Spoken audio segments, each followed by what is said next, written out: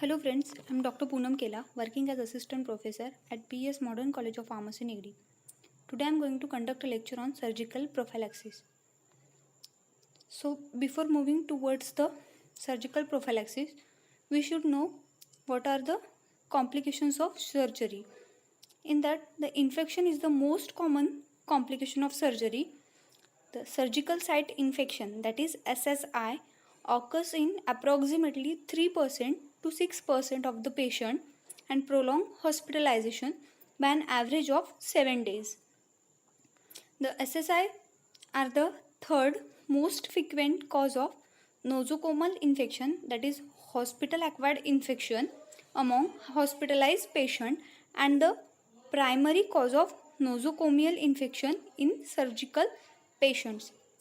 Prophylactic administration of antibiotics decreases the risk of infection after many surgical procedure and represents an important component of care for this population.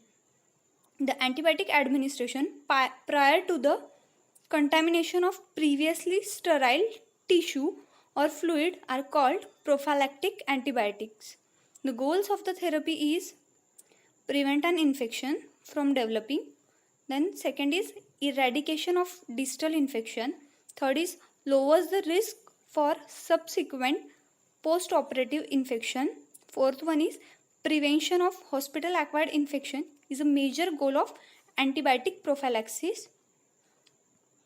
According to the Center for Disease Control and Prevention, that is CDC, the National Nosocomial Infection Surveillance System, that is NNIS, the SSIs can be categorized as incisional and organ space. The incisional is again subcategorized into superficial and deep. The example is cellulitis of the incision site.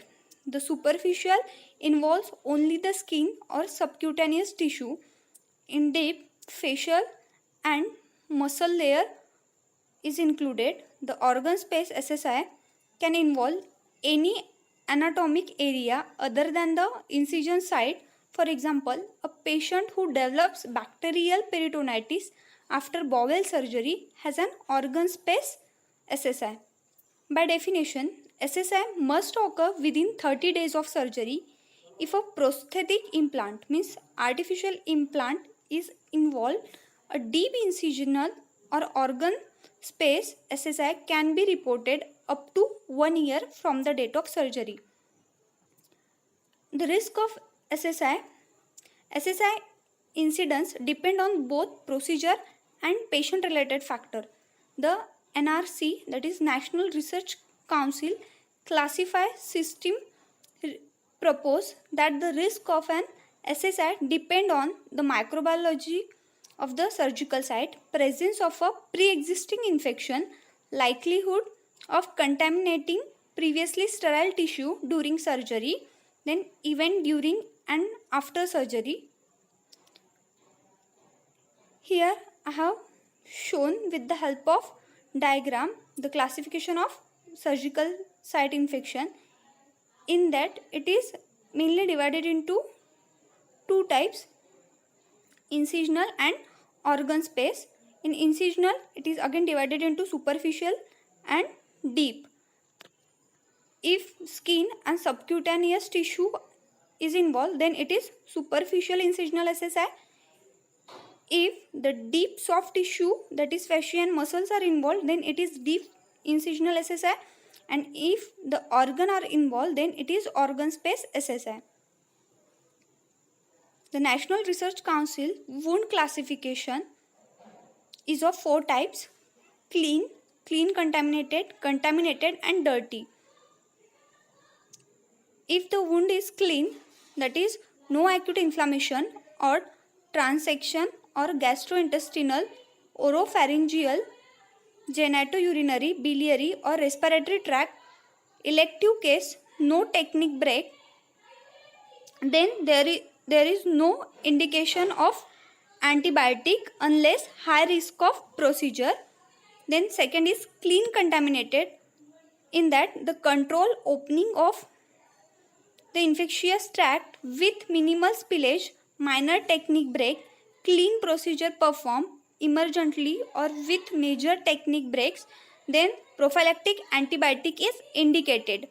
Then next is contaminated wound. If the wound is acute, non-purulent, inflammation present, major spillage, technique break during clean contaminated procedure, then prophylactic antibiotic is indicated. The next is dirty wound, obvious pre-existing infection present, in that abscess, pus or necrotic tissue is present, the therapeutic antibiotic dose is required. Then next is the patient and operation characteristics that may influence the risk of surgical site infection. It is of two types, patient and operation. The patient related factor is age, nutritional status, diabetes, smoking, obesity, coexisting infection, colonization with resistance microorganism, altered immune response and length of preoperative stay. Then the operation related factors include duration of surgical scrub, preoperative skin preparation, preoperative shaving, duration of operation, antimicrobial prophylaxis, operating room ventilation, then sterilization of instrument, implantation of prosthetic material, it is very important. The next is surgical drains and surgical technique.